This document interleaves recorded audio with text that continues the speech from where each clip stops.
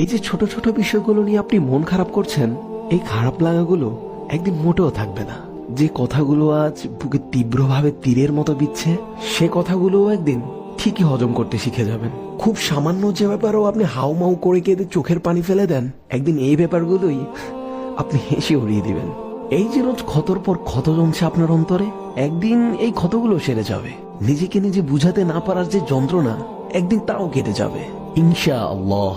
তবে আপনাকে কিছুতেই ভেঙে পড়লে চলবে না।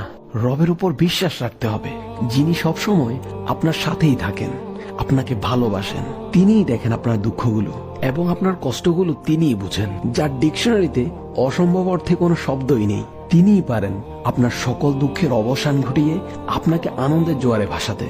আপনি শুধু কিছু মুহূর্তের জন্য দাঁতে দাঁত চেপে সবকিছু সহ্য করে যান। কেবল তার কাছেই বলে যান, তার কাছেই সাহায্য চান, তার কাছেই কেঁদে যান।